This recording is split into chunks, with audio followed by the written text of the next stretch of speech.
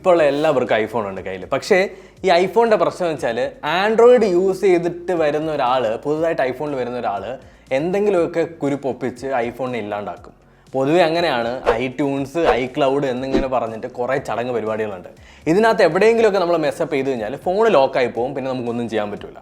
ഇങ്ങനെ നിങ്ങളുടെ ഫോൺ ലോക്കായി കഴിഞ്ഞാൽ, ഇങ്ങനെ നിങ്ങൾക്കൊരു സിറ്റുവേഷൻ വന്നാൽ, അല്ലെങ്കിൽ നിങ്ങളുടെ വീട്ടിലൊരു ഐഫോൺ ഉണ്ട്, അതിനകത്ത് ഐട്യൂൺസ് ബ്ലോക്കായി കിടക്കുവാണ്, ആപ്പിൾ ID ലോക്കായി കിടക്കുവാണ്, അല്ലെങ്കിൽ എന്തെങ്കിലും പ്രശ്നം പറ്റി കിടക്കുവാണെന്നുണ്ടെങ്കിൽ അതിനെ നിങ്ങൾക്ക് വീട്ടിൽ ഇരുന്ന് തന്നെ എന്ത് ചെയ്യാൻ പറ്റും? റിപ്പയർ ചെയ്യാൻ പറ്റും. നിങ്ങൾക്കറിയാലോ, ഒരു ഐഫോണിനെ കൊണ്ടുവന്ന് ഓത്തറൈസ്ഡ് സർവീസ് സെൻറ്ററിൽ കൊടുത്തു കഴിഞ്ഞാൽ നല്ല പൈസയാവും. രണ്ടാമത് ഏതെങ്കിലും സർവീസ് സെൻറ്ററിൽ കൊടുത്തു കഴിഞ്ഞാൽ അവന്മാർ നമ്മുടെ ഡേറ്റ മൊത്തം എടുത്തുകൊണ്ട് പോകും. ഉള്ള കാര്യമാണ് ഇത്. ഞാൻ ഓപ്പണായിട്ട് പറയുകയാണ്, നമ്മുടെ നാട്ടിലുള്ള എല്ലാ സർവീസ് സെൻറ്റേഴ്സും അൺട്രസ്റ്റബിൾ ആണ്. നമ്മുടെ ഡേറ്റ എടുത്തുകൊണ്ട് പോകുന്നവർ. അല്ലെങ്കിൽ ഒരാളുടെ ഫോൺ കിട്ടപ്പോൾ അതിനകത്ത് എന്തൊക്കെ ഉണ്ടെന്ന് അറിയാനായിട്ട് ഭയങ്കര ക്യൂരിയോസിറ്റി ആയിരിക്കും. ജെന്യൂനായിട്ട് ചെയ്യുന്നവർ കാണും, ഇല്ല എന്നല്ല ഞാൻ പറയണത്. പക്ഷേ പൊതുവെ ഇതാണ് പ്രശ്നം. അപ്പോൾ അതിന് വേണ്ടിയിട്ടൊരു സോഫ്റ്റ്വെയർ ഉണ്ട്. ആ സോഫ്റ്റ്വെയറിൻ്റെ പേര് ടെനോഷെയറിൻ്റെ റീഐബൂട്ട്. ഈ ഒരു സോഫ്റ്റ്വെയർ നിങ്ങൾക്ക് വേണമെങ്കിൽ ഞാൻ ഡിസ്ക്രിപ്ഷനിൽ ലിങ്ക് കൊടുത്തിട്ടുണ്ട്. ഡൗൺലോഡ് ചെയ്യാം. നിങ്ങളുടെ കമ്പ്യൂട്ടറിലും നിങ്ങളുടെ മാക്കിലൊക്കെ നിങ്ങൾക്ക് ഇൻസ്റ്റാൾ ചെയ്യാം. ഞാനിപ്പോൾ ഇൻസ്റ്റാൾ ചെയ്ത് വെച്ചിട്ടുണ്ട്.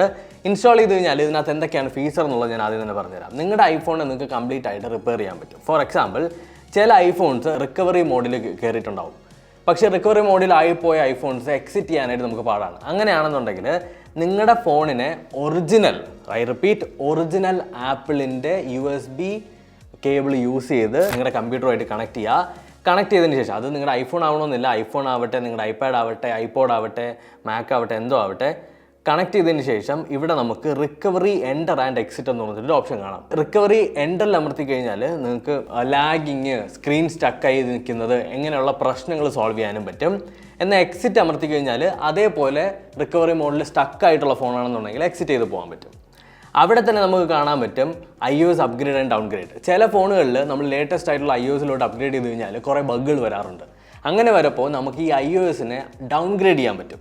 അങ്ങനെ ഡൗൺഗ്രേഡ് ചെയ്യാനും അപ്ഗ്രേഡ് ചെയ്യാനും ഈ iOS അപ്ഗ്രേഡ് ഡൗൺഗ്രേഡ് ബട്ടൺ ഉപയോഗിക്കാം. തൊട്ട് താഴെയായിട്ട് 1 ക്ലിക്ക് റീസെറ്റ്, അത് ഒറ്റ ക്ലിക്കിൽ നിങ്ങൾക്ക് ഐഫോൺ മൊത്തത്തിൽ റീസെറ്റ് ചെയ്യാൻ പറ്റും. ആൻഡ് ഇവിടെ മോർ ഫീച്ചർ നമ്മൾ എടുത്തു കഴിഞ്ഞാൽ നമുക്ക് വീണ്ടും കുറച്ച് ഓപ്ഷൻസ് വരും. അതായത് iOS 17 നമുക്ക് ബീറ്റ നമുക്ക് ഇൻസ്റ്റാൾ ചെയ്യണമെന്നുണ്ടെങ്കിൽ അതിനകത്ത് പറ്റും. എല്ലാ ഓപ്ഷൻസും അറിയാൻ പറ്റും. അതുപോലെ തന്നെ മാക് ആണ് നിങ്ങൾ റിപ്പയർ ചെയ്യണമെന്നുണ്ടെങ്കിൽ നിങ്ങളുടെ മാക്കിൻ്റെ OS അപ്ഗ്രേഡ് ചെയ്യാനും ഡൗൺഗ്രേഡ് ചെയ്യാനും പറ്റും. പിന്നെ ഐഫോണിൽ സ്ഥിരമായിട്ട് വരുന്ന എററുകൾ നമുക്ക് റിമൂവ് ചെയ്യാൻ പറ്റും. ഫോർ എക്സാമ്പിൾ, എറർ 4014ഉം എറർ 3041, എറർ 12, എറർ 43, എറർ 200 എന്നൊക്കെ പറഞ്ഞിട്ട് കുറേ എറേഴ്സ് ഐഫോണിൽ സ്ഥിരമായിട്ട് വരാറുണ്ട്. അങ്ങനെയുള്ള എറേഴ്സ് എല്ലാം നിങ്ങൾക്ക് ഇവിടെ റിക്കവർ ചെയ്യാനായിട്ടുള്ള ഓപ്ഷൻ ഉണ്ട്. അതുപോലെ തന്നെ മാക് OSൽ എന്തെങ്കിലും ഇഷ്യൂസ് നമുക്ക് മാറ്റണമെങ്കിൽ അങ്ങനെ മാറ്റാം. മാക് OS റീസെറ്റ് ചെയ്യണമെങ്കിൽ അങ്ങനെ ചെയ്യാം.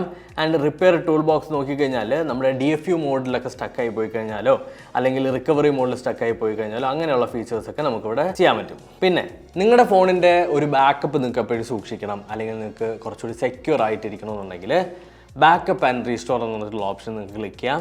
ആൻഡ് iOS സ്ക്രീന് നിങ്ങൾക്ക് അൺലോക്ക് ചെയ്യണം. ഫോർ എക്സാമ്പിൾ, നിങ്ങളുടെ പാസ്വേഡ് മറന്നുപോയി എന്നുണ്ടെങ്കിൽ പാസ്വേഡ് നിങ്ങൾക്ക് അൺലോക്ക് ചെയ്യാൻ പറ്റും. സോ ദിസ് ഈസ് വെരി, എന്താ പറയട്ടെ, നമുക്കിത് പല രീതിയിൽ ഉപയോഗിക്കാം. ചില ആളുകളുടെ ഐഫോൺ എടുത്തുകൊണ്ട് വന്നിട്ട് നമുക്കിത് മിസ്യൂസും ചെയ്യാൻ പറ്റും. അങ്ങനെ ചെയ്യരുത്. ആൻഡ് നമ്മളിതിൻ്റെ ഹോം പേജിലെത്തപ്പോൾ ഇവിടെ സ്റ്റാർട്ട് റിപ്പയർ എന്ന് പറഞ്ഞിട്ട് ഓപ്ഷൻ ഉണ്ട്.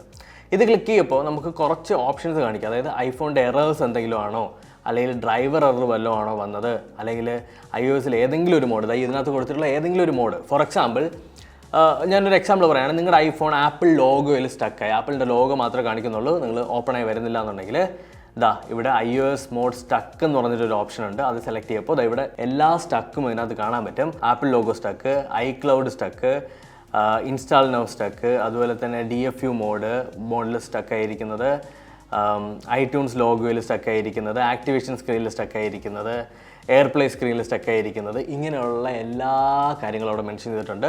ഫിക്സ് നോ കൊടുത്തു കഴിഞ്ഞാൽ നിങ്ങൾക്ക് എങ്ങനെയാണ് ഫിക്സ് ചെയ്യേണ്ടതെന്നുള്ളത് അതിനകത്ത് കാണിക്കും. അടുത്ത ഡിവൈസിൽ എന്തെങ്കിലും ബഗ് ആണെന്നുണ്ടെങ്കിൽ, ഫോർ എക്സാമ്പിൾ ചാർജ് ആവുന്നില്ല, ഓൺ ആവുന്നില്ല, ഹോട്ട്സ്പോട്ട് വർക്ക് ആവുന്നില്ല, ഫ്രോസൺ ആണ്, ഇങ്ങനെയുള്ള ബഗ്ഗുകളാണെന്നുണ്ടെങ്കിൽ അതും ഈ ഡിവൈസ് ബഗ് എന്ന് പറഞ്ഞ ഭാഗം സെലക്ട് ചെയ്തതിന് ശേഷം നിങ്ങൾക്ക് ഫിക്സ് നൗ കൊടുക്കാവുന്നതാണ്. സ്ക്രീൻ സ്റ്റക്ക് ആണെന്നുണ്ടെങ്കിൽ അത് ഏതൊക്കെ സ്ക്രീനിലാണ് സ്റ്റക്ക് ആയിട്ടുള്ളത് അത് നിങ്ങൾക്ക് ഫിക്സ് ചെയ്യാൻ പറ്റും. അങ്ങനെയുള്ള ഒരു ഐഫോണിനെ കുറിച്ചിട്ടുള്ള എല്ലാ പരിപാടികളും നിങ്ങൾക്ക് വീട്ടിലിരുന്ന് ചെയ്യാൻ പറ്റും.